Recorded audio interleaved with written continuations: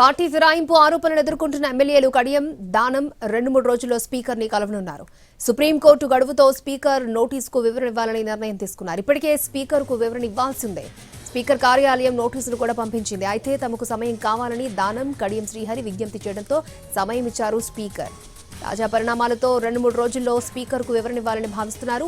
ఇప్పటికే పార్టీ ఫిరాయింపు ఆరోపణలు ఎదుర్కొంటున్న 8 మంది ఎమ్మెల్యేల విచారణ పూర్తి చేశారు స్పీకర్. దానం నాగేందర్ కడియం శ్రీహరి విచారణ తర్వాత ఫిరాయింపు ఎమ్మెల్యేలపై తుది నిర్ణయం తీసుకుంటారు. 4 రోజుల్లో స్పీకర్ తీసుకున్న నిర్ణయాన్ని సుప్రీంకు అందించనున్నారు అసెంబ్లీ కార్యదర్శి.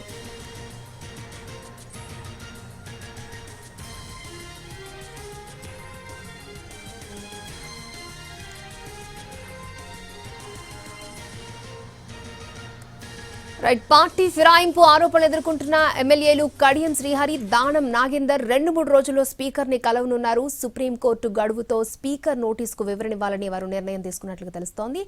పూర్తి details Telangana input editor Donthu Ramesh అడిగి తెలుసుకుందాం. దొంతు రమేష్, నెక్స్ట్ ఏ విధంగా ఉండబోతోంది విచారణ? బీఆర్ఎస్ పార్టీ నుంచి కాంగ్రెస్ లో ఫిరాయించిన 10 మంది ఎమ్మెల్యేలపైన ఈ రోజు సుప్రీంకోర్టు కీలకమైన ఆదేశాలు జారీ చేసింది. వీళ్ళపైన వెంటనే చర్యలు తీసుకోవాలి, చర్యలు తీసుకోకుంటే మేమే చర్యలు తీసుకోవాల్సి వస్తుందని సుప్రీంకోర్టు ఆదేశాలు జారీ చేసింది. దీంతో స్పీకర్ తరఫున న్యాయవాదులు 8 వారాలు వాయిదా అడిగారు. 8 వారాల్లో విచారణ పూర్తి చేస్తామని. కానీ సుప్రీంకోర్టు అందుకు అంగీకరించకుండా 4 వారాల పాటు వాయిదా వేసింది. ఈలోగా అందరిపైన ఎలాంటి చర్యలు తీసుకున్నారో వివరణ ఇవ్వాలని సుప్రీంకోర్టుకు చెప్పిన నేపథ్యంలో ఇక స్పీకర్ త్వరితగతిన ఈ కేసును పూర్తి చేయాలని భావిస్తున్నారు. అయితే ఇప్పటికే పార్టీ ఫిరాయించిన ఎమ్మెల్యేలు బండ్ల కృష్ణమోహన్ రెడ్డి, మైపాల్ రెడ్డి, కాళయాదయ్య, తెల్ల వెంకట్రావు, సంజయ్ కుమార్, ప్రకాష్ గౌడ్, అరికెపూడి గాంధీ, పోచారం శ్రీనివాసరెడ్డి వీళ్ళందరూ కూడా స్పీకర్ నోటీసులు ఇష్యూ చేశారు. ఆ నోటీసులకు దాదాపు అందరు ఎమ్మెల్యేలు కూడా వివరణ ఇచ్చారు. ఎవరైతే బీఆర్ఎస్ పార్టీ నుంచి ఎమ్మెల్యేలు కూడా క్రాస్ ఎగ్జామినేషన్ చేశారు. స్పీకర్ కూడా తగిన వివరాలు ఇవ్వాలని చెప్పారు. దీనికి సంబంధించిన అంత ప్రక్రియ 8 మంది ఎమ్మెల్యేల విషయంలో దాదాపు ఒక కొలిక్కి వచ్చింది. ఇక 2 ఎమ్మెల్యేల పైన కడియం శ్రీహరి, దానం నాగేందర్ పైన ఇంకా వివరణ ఇవ్వలేదు. వీళ్ళు గడువు కోరారు, మాకు కొంతకాలం కావాలని గడువు కోరిన నేపథ్యంలో 2 ఎమ్మెల్యేల పైన ఇంకా పెండింగ్ లో ఉంది. అయితే సుప్రీంకోర్టు తాజా ఆదేశాల నేపథ్యంలో కడియం శ్రీహరి, దానం నాగేందర్ కూడా స్పీకర్ కు వివరణ ఇవ్వాలని భావిస్తున్నారు. 2-3 రోజుల్లో స్పీకర్ ని కలిసి తాము పార్టీ ఫిరాయించలేదు, కేవలం అభివృద్ధి కోసమే ముఖ్యమంత్రిని కలవాల్సి వచ్చిందని తదితర తమ దగ్గర ఉన్న ఆధారాలు, బీఆర్ఎస్ పార్టీ ఏదైతే ఆరోపణలు చేస్తుందో వాటికి విరుగుడు ఏ విధంగా ఉండాలి, దానికి సంబంధించి తాము పార్టీ ఫిరాయించామా లేదా అన్న అంశానికి సంబంధించి క్లారిటీ ఇస్తారు.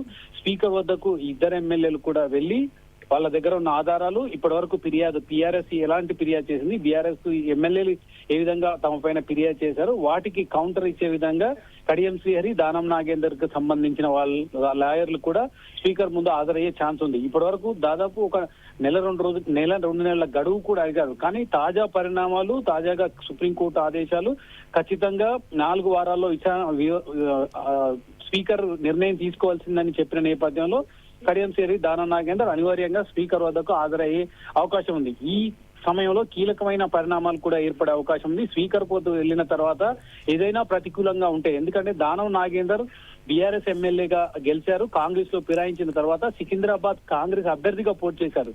ఖచ్చితంగా ఇతని పైన చర్య తీసుకునే అవకాశం స్పష్టంగా కనిపిస్తుంది, కోర్టు కానీ స్పీకర్ కానీ. అదేవిధంగా కడియం శ్రీహరి కూడా కాంగ్రెస్ పార్టీలో చేరినప్పుడు ఆయన బీఆర్ఎస్ ఎమ్మెల్యేగా ఉన్నారు. కాంగ్రెస్ ఎంపీ అభ్యర్థి తన కూతురు ప్రచార సభల్లో కాంగ్రెస్ కు ఓటు వేయాలని కూడా అభ్యర్థించిన నేపథ్యంలో ఈ ఆధారాలన్నిటి కూడా సుప్రీంకోర్టుకు సమర్పించారు. అదేవిధంగా స్పీకర్ వద్ద కూడా బీఆర్ఎస్ పార్టీకి సంబంధించిన ఎమ్మెల్యేలు ఫిర్యాదు ఎవరైతే చేశారో కడియం శ్రీహరి, దానం నాగేందర్ మీద ఆధారాలు కూడా సమర్పించారు. సో ఇవన్నీ క్రోడీకరించుకొని ఈలోగు స్పీకర్ వద్దకు వెళ్లిన తర్వాత ఆధారాలు కనుక ప్రతికూలంగా ఉంటే 2 ఎమ్మెల్యేలు కూడా కీలక నిర్ణయం తీసుకునే అవకాశం కూడా లేకపోలేదు. స్పీకర్ ఒక నిర్ణయం తీసుకోకముందే కడియం శ్రీహరి, దానం నాగేందర్ రాజీనామా బాటలో పయనిస్తారనే ప్రచారం కూడా కొనసాగుతుంది. అదే జరిగితే మళ్లీ తెలంగాణలో 2 ఉప ఎన్నికలు కూడా వచ్చే అవకాశం స్పష్టంగా కనిపిస్తుంది. ఈ 2-3 రోజుల్లో స్పీకర్ ని కలిసిన తర్వాత ఎటువంటి నిర్ణయం